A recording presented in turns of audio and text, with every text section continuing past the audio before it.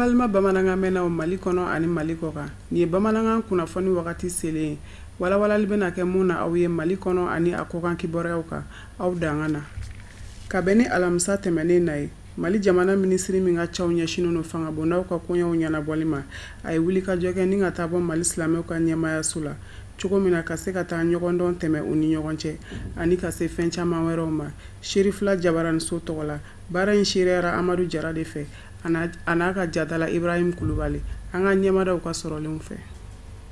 Dɔgɔkun daminɛw na ani Bamakɔ tu tigɛbaw kɛlen kɔfɛ ka ɲɔgɔn kuma ɲɔgɔnya ka taa se kindigiw ma ministri min ɲɛsin bɛ an ka jamana fanga bondaw labaara cogo ɲuman ma ni yɛlɛma donni ye u taabolow la a nana Mali silamatɔnw ka fara ɲɔgɔn kan jɛkuluba Haut Conseil Islamique du Mali la ni ka kuma n'a ma ɲɛmaw ye baarakɛtaw kunga ani Mali silamatɔnw ka fara ɲɔgɔn kan jɛkuluba Haut Conseil Islamique du Mali ɲɛma danga kɛlen kɔfɛ ka kuma ɲɔgɔnya dɔw kɛ u sɔrɔla ka lɛrɛ kelen ɲɔgɔnna kɛ kuma la Haut Conseil Islamique la min senfɛ ministri ye bɛnka dɔ di Mali silamatɔnw ka fara ɲɔgɔn kan jɛkuluba Haut Conseil Islamique du Mali ma ɲɛmaw ma bɛnka min dɛgɛnɔ bilala fanga ɲinindɔw ni ministri ɲɛma ni ɲɔgɔn cɛ kɔsada in na ni ka laban k'a jira an ka diinɛ ɲɛmaw la k'a fɔ bɛnka in bɛ se ka wale cogo min o ye ale ministri ka laɲini. Alhamdulillah an hakili sigira kosɛbɛ ka da kan Haut Conseil Islamique bureau y'a jira k'a fɔ u nisɔndiyalen don ni an ka nin ɲɔgɔn ye ye bon u ye lɛru d'a ma ka hakili sigi d'a ma k'a fɔ nin fɛn min bɛ tali kɛ an ka sigikafɔ ninnu na ani an ka jamana marabolo yɛlɛmali kun n'o ye réforme ye walasa an ka jamana maracogo ka se ka ɲɛ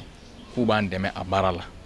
donc o hakili sigi b'an bolo an y'a ɲini u fɛ fɛnɛ dɛmɛ kɔnɔna la an tɛna a ɲini u fɛ dɔrɔn k'u informer mais fu fana ka hakilinaw di cogo min na a bɛ se ka ɲɛ an bɛɛ bolo a walali fana bɛ se ka nɔgɔya an bolo donc o de y'an ka taabolo o de y'an ka taasira ye ni Ala sɔnna ma nin baara in kɔnɔna la an bɛ dugawu kɛ jamanadenw bɛɛ ye Haut Conseil Islamique fana ka ɲini u fɛ ka dugawu kɛ jamana ye sabula jamana bɛ gɛlɛya kɔnɔ Ala ye diɲɛ don o don da an ka jamanadenw dɔw bɔnɛ u ni na dɔw fana bɛ bɔnɛ u bololafɛnw na donc ka dugawu ɲini u fɛ u k'a kɛ jamana in sunkaloba in na walasa nin gouvernement kura in ye baara mun daminɛ a baara in ka se ka taa ɲɛ ka jamanadenw bɛɛ lafiya. Mali silamatɔnw ka fara ɲɔgɔn kan jɛkuluba Haut Conseil Islamique du Mali ma ɲɛmaw ye a jira ministre la k'a fɔ u y'u tulo ma da k'a ka kumaw bɛɛ lajɛlen lamɛn ni ka laban ka layidu d'a ma fana k'a fɔ bɛnka min dilen filɛ nin ye olu ma a fɛ u n'a bɛnka bɛɛ lajɛlen fɛsɛfɛsɛ u jɔyɔrɔ ye min ye a waleli la ni k'o kɛ min bɛ se ka to Mali jamana bɛ se ka basigi. Baara min siri bɛ ministère na a nana baara yira an na an ye k'a fɔ an fana ka hami don parce que ne balimakɛ min kɛrɛfɛ n'o ye Traoré an ye poste de créer an ka Haut Conseil kɔnɔ min bɛ kuma Haut Conseil ni institution cɛ donc kɔrɔ de ye que an ka hami don fana bi jamana bɛɛ y'a faamu k'a fɔ an bɛ lahala min na a ka kan an ka yeli kɛ ka taa sira kelen fɛ o la o dialogue social min bɛ ka labɛn n'o dialogue politique ba in ye n'Ala sɔnna Haut Conseil jɔyɔrɔ ye min ye jamanadenya kun kan an fana bɛna an jɔyɔrɔ fin inchallah document min dira an ma an bɛna lajɛ an bɛna réunion kɛ déjà samedi nata an ka réunion de bolo dalen bɛ 14h ici au conseil là pour parler de cette question kan kuma la kuma fɔ. An ka jamana fanga bonda ko ministre n'o ye Cam ye ani diinɛ ɲɛmaaw farala ɲɔgɔn na a nisɔndiyalen k'a fɔ kuma ɲɔgɔnya tɔw minnu kan ka kɛ ani fan wɛrɛw ni ɲɔgɔn cɛ olu bɛɛ lajɛlen bɛ se u da la janko laɲini ye fɛn min ye ni o ye an ka jamana fanga bonda yɛrɛ a kolo gɛlɛyali ye k'a baara cogo kɛ jamanadenw sago ye a bilan bɛ o baara min na o ka se ka sabati a bolo. Silamɛw ka ɲɛmayaso tɛmɛnen kɔfɛ ministri ye i kunda ɲamakɔrɔyan fan kan cogo min na ka se ka taa kuma ɲɔgɔnyaw tɛmɛ ani Mali chrétiens fana ni ɲɔgɔn cɛ hali bi Amadu Jara ni Ibrahim Kulubali ka sɔrɔlenw don.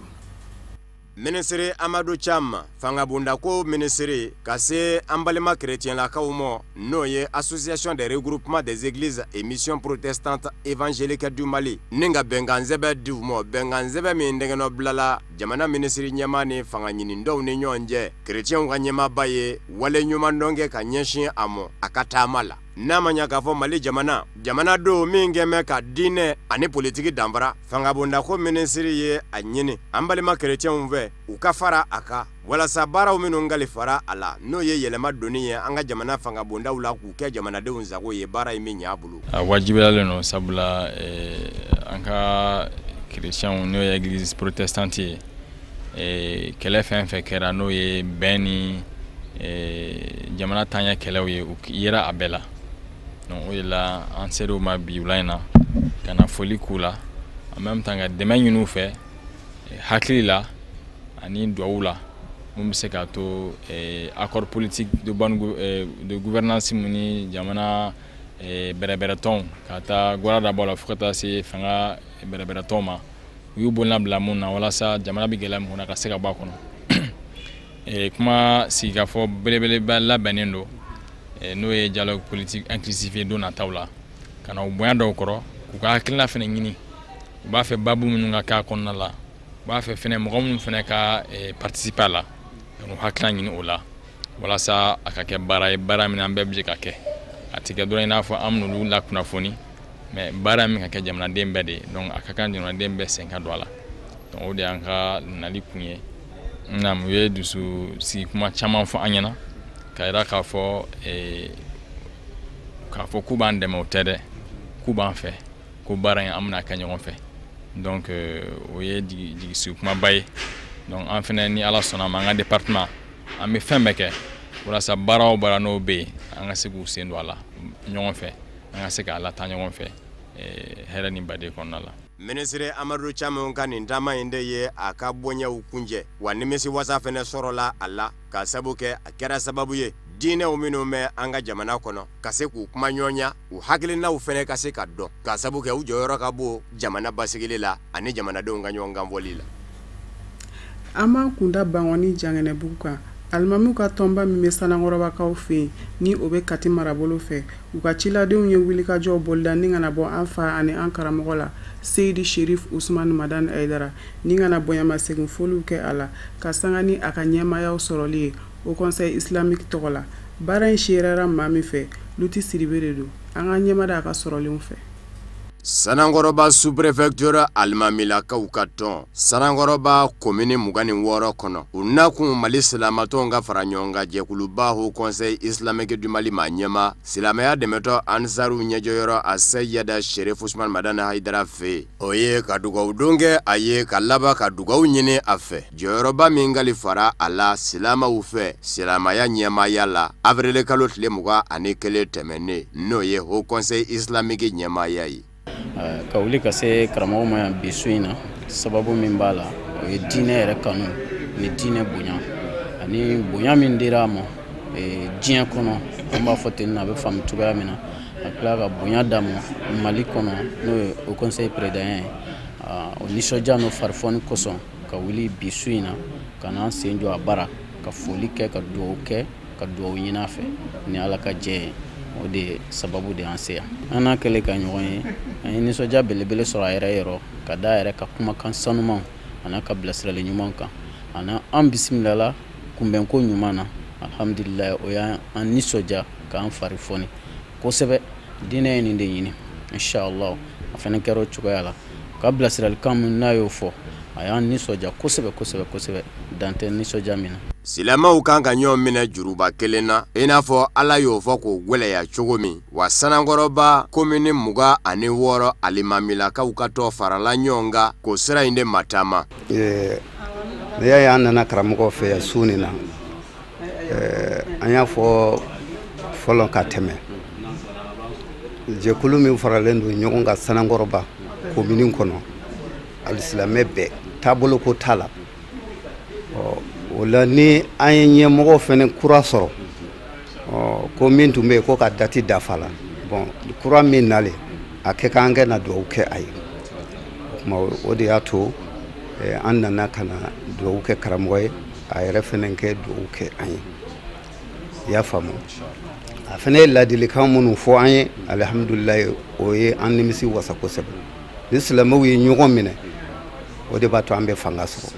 i n'a fɔ anw yɛrɛ ka jɛkulu ni a sigilen don o de kan a ko wa atasimu bi hablillahi jami'an wa la tafarraqu o kuranɛ aya ni anw ka jɛkulu ni de sigilen b'o kan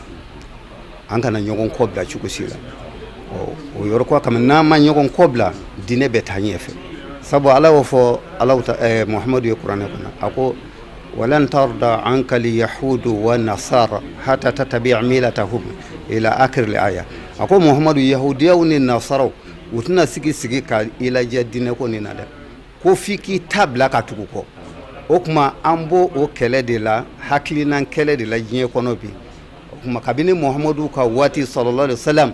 diinɛ nɔfɛ ko kɛlɛ bɛ yen nka mun b'a to an jugu tɛ sanna an karamɔgɔw kɛ sɔn ɲɔgɔn bonya ma bani jamakulu bɛ karamɔgɔ kelen bɛɛ kɔ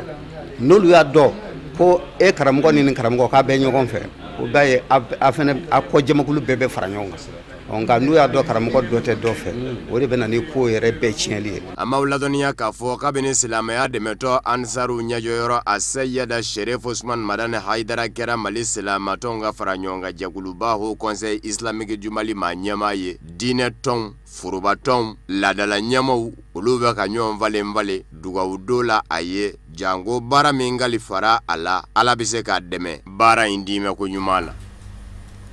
hali bisa an bɛ to Sherifkɛ ka denbaya la Mali mandarasa karamɔgɔw ka jɛkuluba fana ma to kɔfɛ Seydi Sherif Usman Madani Haidara ka nin bonyaba in sɔrɔli la u fana ye wulikajɔw boloda ni ka taa bonyamasegin foliw kɛ a la ka sanga ni a ka nin bonya in ye ni ka labana k'a yira la k'a fɔ k'u n'u ka dɛmɛ bolo ta ka ɲɛsin a ma fɔ ka taa se baara ninnu ɲɛli ma Luti Siribe de ka sɔrɔlenw don. an nana ka na an ka Seku fo ka dugawu k'a ye ka tila ka dugawu ɲini a fɛ dugawu in kun ye jumɛn ye Ala ye plasiba min di an ma k'a kɛ Mali silamɛ bɛɛ lajɛlen ka tɔn ɲɛmɔgɔ ye tumana an nana ka na o dugawu don de kɛ silamɛ minnu ye danaya d'a kan a ka to silamɛw jigi kɔrɔ ayiwa minnu fana ye i kɛ ɲɛmɔgɔ ye o kumana o fana kan ka jɔ n'i ye doni da mɔgɔw kun ko n'i y'a mɛn doniba ta a fɔ i ɲɛbaga ɲuman tumana minnu fana ye doni d'a kun o fana k'u jija u ka doni ta a nɔfɛ n'a bɛ jɛn a bolo yɔrɔ o yɔrɔ k'a tile a nɔfɛ yen nɔ a kana k'an ye doni da i kun k'i kelen bila ka taa ye an y'o de fɔ an ɲɛna inshallah mandarasa karamɔgɔw kɔni ka tɔn kɔni an t'a fɔ an b'a ɲɛ an b'a kɔ mɛ an n'a bɛ ɲɔgɔn fɛ silamɛw ka baara la ani silamɛya dɛmɛni na inshallah subhanahu wa ta'ala ayiwa jamana ko fɛn fɛn b'a la Ala ka an bɛɛ lajɛlen kisi o ma hɛrɛ fɛn fɛn b'a kɔnɔ Ala k'o nɔgɔya an bɛɛ lajɛlen ye tumana silamɛya in tɔn in Ala k'a se yɔrɔ la ayiwa a ma deli ka se yɔrɔ min an ka dugawu y'o de ye silamɛya kan ka yɛlɛ nin wagati bɛɛ lajɛlen na foyi kana se ka ayiwa an jigi tumana Ala ka kɛ bɛn ye Ala ka kɛ sutura ye Ala ka kɛ sini kɛnɛ ye bijahil Mustafa sallallahu alaihi wasallam. Bi juma ni o bɛnna mɛ kalo tile 17 ma Centre National de Promotion du Volontariat Mali a ye dɛmɛ kɛ ka ɲɛsin silamɛ denmisɛnkulu ma ni o ye scout musulman ye ka sanga ni sunkalo yɛrɛ bonya ni a hɔrɔma ye lajɛrɛ ɲɛmaya tun bɛ centre yɛrɛ ɲɛmaaba bolo Sherifla Jabarani So tɔgɔra baara in siriyara Amadu Kamara de fɛ a n'a ka jatala Ibrahim Kulubali an ka ɲɛmadaw ka sɔrɔlenw fɛ. Ni dɛmɛ min filɛ nin ye n'a taara ka ɲɛsin silamɛ denmuso minnu kɛlen bɛ ka wulikajɔ caya nin kalo barikamaba in kɔnɔ yaasa ka alisilamɛw sun tigɛ n'an b'u wele ko skutu n'u bɛ Bamakɔ fan bɛɛ lajɛlen fɛ a hakilina ɲuman bɔra CNPV n'o ye Centre National de Promotion du Volontariat bakuruba la CNPV yaasa k'u ka dɛmɛ in ta ka ɲɛsin nin denmisɛnnin naka ninnu ma n'u ye dɛmɛ in bisimila ni bonya ani karama ye ani nisɔndiya kɔnɔna na. An bɛ Ala fo k'a waleɲuman dɔn ka sɔli kɛra kan sallallahu alaihi wasallam wala an bɛ yan sɔgɔmada in na CNPV la k'u ka don recevoir opération Ramadani hukumu kɔnɔna la o la an b'a fɔ k'a fɔ an bɛ CNPV fo ka directeur fo ka waleɲuman dɔn nin tu siɲɛ fɔlɔ u bɛ baara kɛ nin y'a san damadɔ ye u bɛ nin dɔ in d'a ma a dɔ in m'an dɛmɛ an ka baara la kosɛbɛ parce que n'i y'a jateminɛ nin baara kɔnɔna la an bɛ mɔgɔ mun sun tigɛ don o don a bɛ taa se mɔgɔ 2000 ma gidɔrɔndaw la o ni hôpital Gabriel Touré la o ni Bangon dɔgɔtɔrɔsow la mais mun m'an bolo a ka dɔgɔn kosɛbɛ misali la CNPV ka nin dɛmɛ mɔgɔ ka dɔgɔ min dɛmɛ da mɔgɔw ye dɛmɛ kan ye mais mɔgɔ ka dɔgɔ min dɛmɛ ɲɔgɔn da ma nin santriba in a ma ɲɛma ka fɔ la dɛmɛ min tale filɛ ka ɲɛsin alisilamɛ denmisɛn ninnu ma n'o ye skutu maliyɛn maaw ye a ko a b'i don u ka ɲɔgɔn dɛmɛ kadira kɔnɔna na bawo olu ka cakɛda yɛrɛ sigilen b'o de kan wa nin denmisɛnnin naka ninnu u n'olu bɛɛ lajɛlen hakilina ye kelen ye hakilina min ye an bilola an ye k'a fɔ an ni skutu an bɛɛ ye kelen de parce que an bɛɛ ye volontaire de volontariat yɛrɛ ye kɔrɔ ye mun ye ɲumankɛlaw donc ba ɲumankɛw de don an bɛɛ ba ɲumankɛw fɔ parce que san nɔ bɛɛ jɛfili la minnu bɛ wari bɔ k'a di olu fana ye volontaire dɔ ye donc a bɛ f'olu ma ko ba ɲumankɛ mais minnu bɛ baarakɛla duguma minnu bɛ ka boliboli ka baara kɛ mɔgɔw bɛ ɲin'a k'a fɔ k'olu fana ye ba ɲumankɛ donc surtout ni volontaire ye ba ɲumankɛw de ye an yɛrɛ b'a fɔ cogoya min na volontaire an nana an yɛrɛ ma maa m'an wele ni ye an yɛrɛ dama ni ɲɔgɔn cɛ an bolo di ɲɔgɔn ma parce que an volontaire dama do kan ŋaniya yira ɲɔgɔn na k'a fɔ ko nin tɛ kun bɔ o de bɛ jɛ tiɲɛ c'est à dire nin tɛ kun bɔ n'a y'a fara ɲɔgɔn kan a bɛ kɛ kunba kelen an minnu ye volontaire ye anw ye fantanw ye nka fantanya t'an bali ka se ka ɲɔgɔn dɛmɛ ko maa ti i ba ɲɛ koli ma k'a cilen don donc n'anw yɛrɛ y'a yira ɲɔgɔn na k'a fɔ ko an kanu bɛ ɲɔgɔn na an bolo bɛ ɲɔgɔn bolo an bɛ se k'a to mɔgɔ wɛrɛw fana bɛ se ka hakili to an na k'an dɛmɛ ka fɛ sinon ni mun fɔ tubabukan na n ko n'i ye CNPP jateminɛ CNPP ɲɔgɔn fantan service tɛ Mali kɔnɔ bi nka o t'an bali ni fɛn ni minnu b'an bolo ani an balimaw an ka se k'o tila ani ɲɔgɔn cɛ ka fɛ ni minnu y'a ye k'a fɔ ko a ka ɲi u bɛ se k'u sen dɔn parce que n'anw yɛrɛ ma misali ɲuman yira mɔgɔw la mɔgɔw tɛna an dɛmɛ. An bɛ y'aw ladɔnniya k'a fɔ ko denmisɛnnin skutu ninnu n'u ka laɲini kun ti dɔwɛrɛ ye dɛmɛ ani dɛmɛ k'o ta ko ɲɛsin buna hadamadenw ma walasa olu yɛrɛ fana ka se k'u yɛrɛ dɛmɛ. Skutu ka fara CNPV maaw u bɛɛ lajɛlen nisɔndiyalen nin dɛmɛ in na u ye foli ni barikada kɛ ɲɔgɔn ye k'a ɲini Ala fɛ Ala ka san wɛrɛ sunkalo k'o yira bɛɛ lajɛlen kɛnɛmana ka kɛɲɛ ni nin dɛmɛ n'a ɲɔgɔnnaw ye ka ɲɛsin olu ma. Samiya bɛ ka sɛnsɛn ka na nin waati in na arabasiw tɛmɛnen ni ka jugu jɛ alamisa la sanjiba o nana Bamakɔ min ni o fanga bonyara kosɛbɛ wa a kɛra sababu ye ka tiɲɛni don fɛn camanw na o kadara kɔnɔ an ka ɲininikɛlaw ye kuma galamani tɛngu maa caman na a ko kan Sadio Sidibe ni Seydou Ɲare de tun bɛ an ka ɲɛmadaw ka sɔrɔlenw fɛ. K'a daminɛ sɔgɔmadafɛ nɛgɛ kanɲɛ 3 o tɛmɛnen ni miniti 45 ye sanjiba min nana Bamakɔ kɔnɔ a y'a daminɛ maa caman ka fɔ la ɛri 3 bɔɲɔgɔn ko sanjiba in y'o de kɛ ka na n'a kɔlɔlɔ bonyana kosɛbɛ a kɛra sababu ye ka sow ani bolimafɛn sen naaniw ani baganw k'olu caman silatunu misalila maa caman y'a jira k'a fɔ ko an ka jamana a famana ka ni ɲɔgɔnna sanji sɔrɔ a laban min kɛra o kɛra san 1992 waatiw. Ne ka so fankelen bɛɛ binna kɔni n'i ma to a la alhamdulilayi n'i ma to a la mais en tout cas kɔni so kɔni fankelen côté bɛɛ binnen don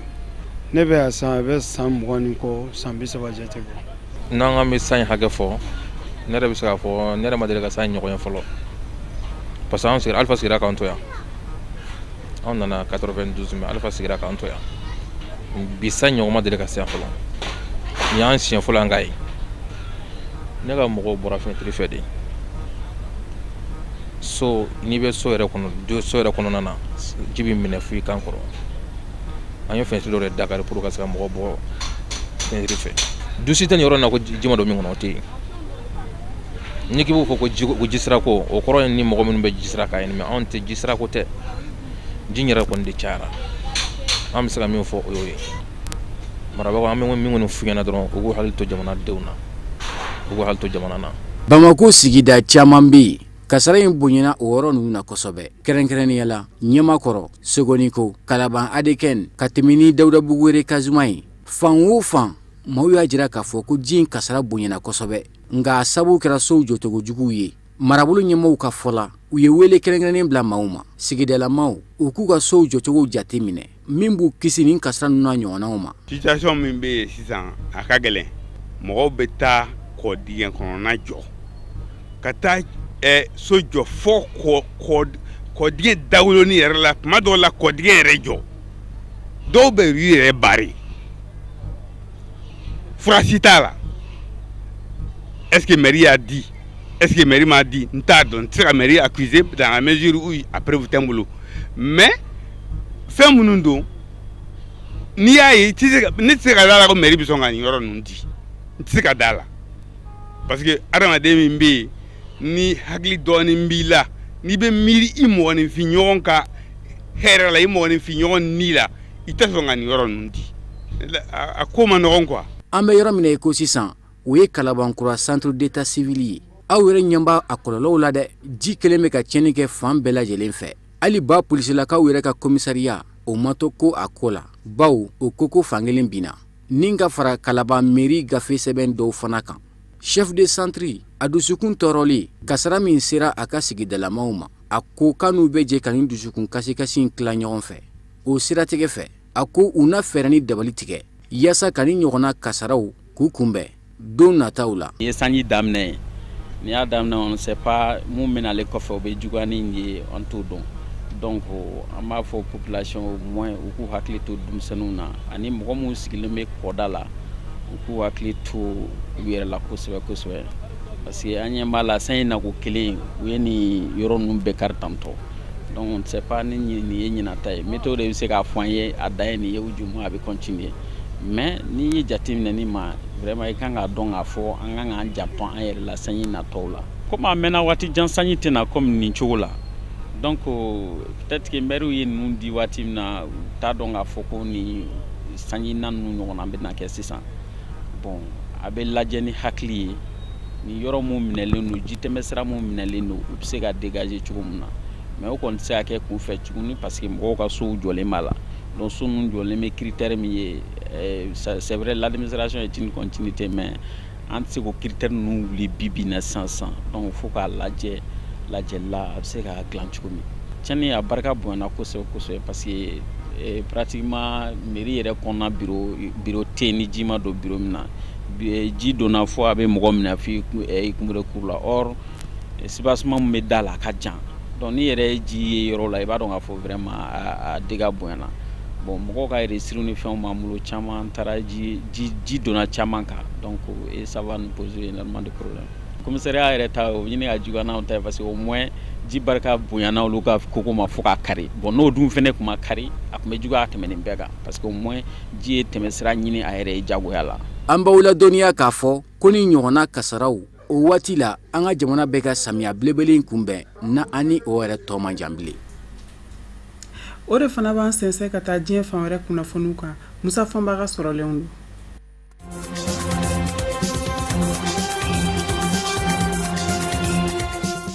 Algérie jamana kɔnɔ furanjɛrɔ fanga kɔni bɛ ka wulikajɔ kɛ maa o maa bɛ yen ni sigasigana ɲɛsin bɛ o ma k'a fɔ jamana ɲamakɔrɔ Abdel Aziz Bouteflika ka kumaw la k'i ye dungo juguya kɛ k'i lase bɔgɔ jeninen kan o bɛn bɛ u ka baara ma alamusa tɛmɛnen jamana tɔgɔla kiiri ɲɛmaaw minnu bɛ wele ko procureur olu fila wulila ka bɔ u jɔyɔrɔ la dungo juguya wale kɛlɛ jɛkulu min fɛnɛ kun bɛ yen organisation de lutte contre la corruption o ɲɛmaaba fɛnɛ wulila ka bɔ a jɔyɔrɔ la ninnu bɛɛ lajɛlen kun bɛ jɔyɔrɔw la Abdel Aziz Bouteflika jamana ɲɛmakɔrɔ ka fanga de kɔnɔ nka yanni ninnu maa saba ka wuli ka bɔ u jɔyɔrɔ la minisiri ɲɛmakɔrɔ fila bi deli ka wele bɔgɔ jeninen ka k'u dalaka lamɛn o minisiri ɲɛmakɔrɔ filaw Ahmed Uyahaya n'o kɛra minisiri ɲɛmaa ye fɔ ka taa se Abdel Aziz Bouteflika ka fanga binni ma ani Abdel Maleka Selal ni o kɛra minisiri ɲɛmaa ye 2014 ani 2017 cɛ minisiri wɛrɛw fɛnɛ bi deli ka wele k'u dalaka lamɛn furanjɛrɔ fanga maa ɲɛmaaw fɛ jagoko minisiri Amara Ben Younes ani nafoloko minisiri Karima Judi Algérikaw ka jabaraninso ka fɔ la ni maa ninnu bɛɛ lajɛlen welela ka sabu kɛ sɛgɛsɛgɛli dɔ bɛ senna ka ɲɛsin maa dɔ fɛnɛ ma o tɛ maa ni ɲɛ nafoloko binaku ka Algérie kɛnyɛrɛye cakɛdabaw minnu bɛ yen olu ka fara ɲɔgɔn kan jɛkulu ɲɛmaaba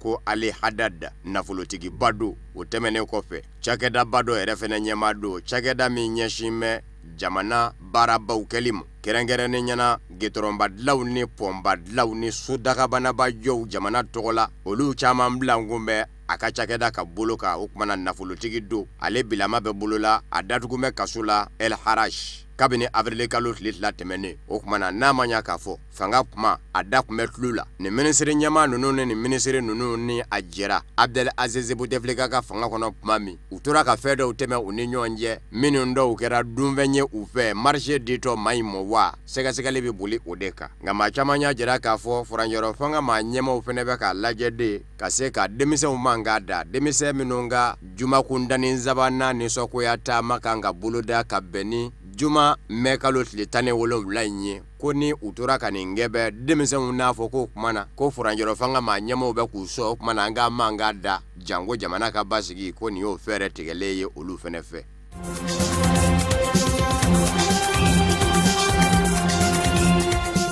Burkina Faso jamana kono kabeni bamanjia wale ukwani njayara ka ɲɛsin chrétien dina tigilamaw mo be ka binga ɲugu ɲɔna yala bamanjima minnu bɛ Burkina jamana kono n'u bɛ ka wale inge u bɛ ka dabɔde ka maaw siga ɲɔna kɛrɛnkɛrɛnnen ɲɛna silamaw ni chrétienw minnu ngumɛ jɛla wa ɲiningali tomi bɛ ni ye Burkina sigi kɛmɛ sarala 65 ye silamaw ye 35 kɛmɛ sarala o ye chrétienw ye san 2018 sɛgɛsɛgɛli ye o jate de bɔ ko bi wakana se fɔ nin kuma in Burkina jamana kun jateminɛ ngumɛ ka kɛ misali jamana ye jamana caman kɔrɔ diinɛw ka jɛ la nka bi san 4 bɔ bi Burkina jamana ɲɛsin bɛ bamanjiya wale kɛlɛlen ma kɛrɛnkɛrɛnnen ɲɛna bamanji jɛkulu min bɛ wele ko Ansarul Islam n'o ye Burkina fila dɔ ka bamanji jɛkulu sigilen ye Sega ko Malam Ibrahim Diko ani Iyad Agali ka bamanji jɛkulu Mali jamana kɔrɔ yanfan fɛ groupe de soutien à l'islam et aux musulmans GSIM ka taa se état islamique bamanji jɛkulu bolo faramo cɛncɛn kan olu kɛmɛ ka Burkina kalaya waniya dɔgɔkun fila fɛnɛ ye ɲɛsin kɛmɛ chrétien diinɛw de ma wulikajɔ saba kɛra kɔsada in na ka ɲɛsin chrétienw ma o de kosɔn maa minnu zɔmin ka jan olu ko bamanjiw ka fɛɛrɛ kura ye nin ye ka se ka maaw kun kari ɲɔgɔn na silama ni chrétien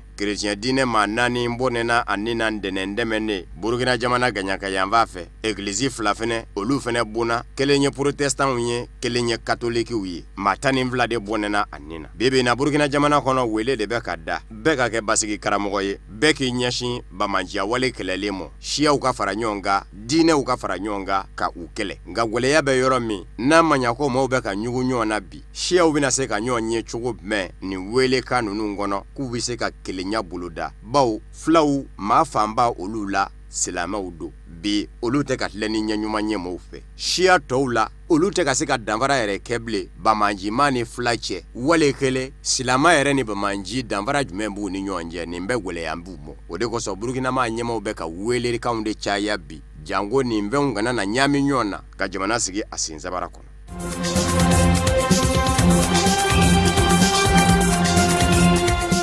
Benengaw fe Porto Novo kina kɛrɛnkɛrɛnnen ɲɛna n'o ye wasabilo dagayɔrɔ ye wasadenw jokura ka bɛn ni alamusa mɛkalo tile 16 ye wasadensigi kalata senfɛ wasadensigi kalata min kɛra fangasinamatɔnw kɔ n'a ma bɛn u mɔ n'o fɛnɛ kɛra sababu ye ka jamana sebakɔrɔ kalaya fɔ ni dɔw tora la jamana ɲɛmakɔrɔ yɛrɛ ni o ye Toma Boni Yayi ye o yɛrɛ bilama kɛmɛ ka jira k'a fɔ ale bɛ farati danga la ni jamana ɲɛmaw ma ɲɛ a mɔ farafina tile bɛ yanfa jamanaw ka tɔ communauté économique des États de l'Afrique de l'Ouest CEDEAO kono Patrice Talon ka fanga kana na ale kundo bawo ale ni Patrice Talon de ka ɲɔgɔn kan fɔ jango nin wasade ngalata in senfɛ kunnafoniw ye a jira k'a fɔ ka bɛn ni alamusa ye lakana tigilamaw bɔ ngumɛ ka fa bɛɛ lajɛlen minɛ Porto Novo wasabilo dagayɔrɔ la wasadenw kana bisimila minɛ wasabilo kɔnɔ wa yɔrɔ wɛrɛw minnu fɛnɛ bɛ Porto Novo kɛrɛfɛ i n'a fɔ Sɛmɛboji lakana tigilamaw bɔ ngumɛ nin bɛɛ lajɛlen la u ni maramafɛn girimaw avril kalo tile 28 tɛmɛnen mamena ni a mɛnna ko fangasinamatɔnw sariya ti jɛn'a ye u sen ka don wasadensigi kalata la ka sabu kɛ fɛn minnu kan ka dafa i fɛ sariya kɔnɔ walasa i k'i kanbɔ o y'u caman jɛ o yɔrɔ bɛ fangasinamatɔnw n'u kanubaw fɛnɛ sina k'u murukuru dakoya kalata yɛrɛ kɔrɔ olu yɛrɛ ma bɔ bilen da fɛ k'u bɛ taa kalata yɛrɛ kɛ u ko fɛn min ma ko taux de participation ni o ye maa hakɛ min bɔra ka kalata o de fɛnɛ bɛ bɛn ka manga sankɔrɔta ni o hakɛ cayara o ma se ka caya barisabu ka da kan maa hakɛ min y'i yɛrɛ minɛ bɛnɛngaden la n'i ye bɛnɛngaden sigi 100 sara la 73 o ɲɔgɔn ma deli ka kɛ Benin jamana kɔnɔ jango Benin jamana min jateminɛ ngumɛ k'o kɛ bɛnkan fanga jamana dɔ ye misali la maa minnu dagara k'u kamɔ ka wasadenya ɲini fanga ɲini dɔn fila minnu ka suru jamana ɲɛma Patrice Talon ka fanga ɲini dɔ la bloc républicain ani union progressiste olu filaw ni Patrice Talon de bi jɛsa ka sariyaw kɛ u sago ye wasabilo kɔnɔ ka sabu kɛ fangasinamatɔn di Walisa Zumaru ni ale ye wasadenw na ɲɛnatigɛ ye laada do ni wasabilo donna kuma bi di o de ma yani wasabilo ɲɛma yaso ka sigi biro ale ye kuma ta ni ka bonyamasegin kɛ ka ɲɛsan wasaden ɲɔgɔnw ma danaya min dara u ka u sigibaw fɛ bɔlɔnkɔnɔnaw bɛɛ lajɛlen lankolonyalen kun do o fɛnɛ kun ye laada ye ni wasaden kuraw don dɔ sira wasabilo kɔnɔ tɛgɛrɛ bɛ kɛ k'u kunbɛn bɔlɔnw kɔnɔ fɔ ka taa se wasabilo la nka alamusa o bɛɛ lajɛlen lankolonyanen kun do o b'a jira k'a fɔ maaw y'u murukuru dakoya wasadensigi kalata in kɔrɔ.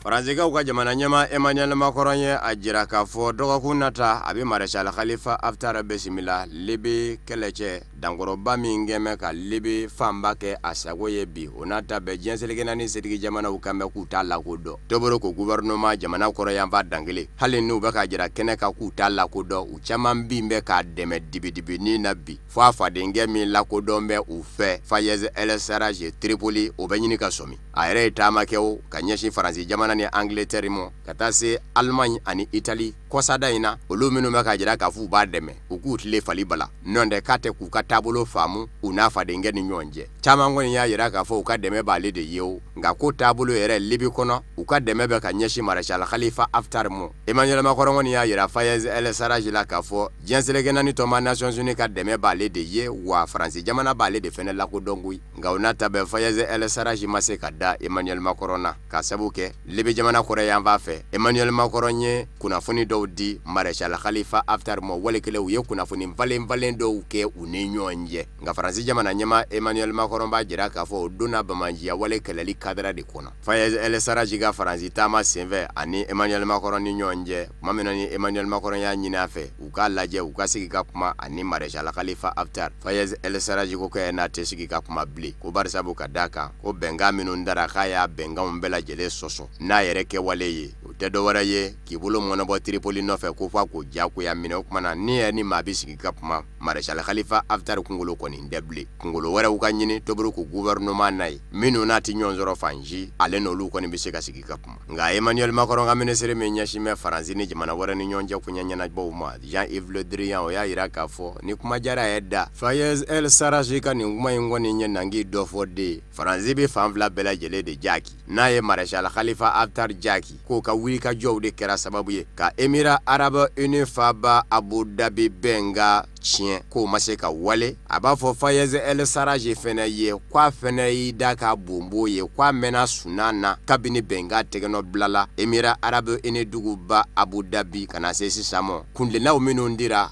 n'olu kun kan ka minɛ ka baara kɛ olu kɔnɔ feuille de route ko Fayez El Sarraj ye mun kɛ o fɛnɛ na o kumana ko dɔ bɛ ɲa na dɔ bɛ ɲa cɛlakaw la Faransi jɔyɔrɔ kɛn bɛ o ye kɔrɔ nka Libi kɔni jamana kɔnɔ kɛrɛnkɛrɛnnenya maa minnu kɔni bɛ Fayez El Sarraj fan fɛ bi olu ko Faransi jamana jɔyɔrɔ ye f'a ɲɛdɔn man di dɛ janko kɔsada in na ko kami b'a ɲɛmaa tɔ filɛ Amerikikaw ka jamana ɲɛmaa Donald Trump sina k'i yɛlɛma ten ni Fayez El Sarraj ye k'a jira k'a fɔ a ka dɛmɛ bɛ Maréchal Khalifa Haftar ye Ameriki jamana dun ma na balaba min fɔ Faransi jamana b'o baladen kɛ k'o cɛrɔ tigɛ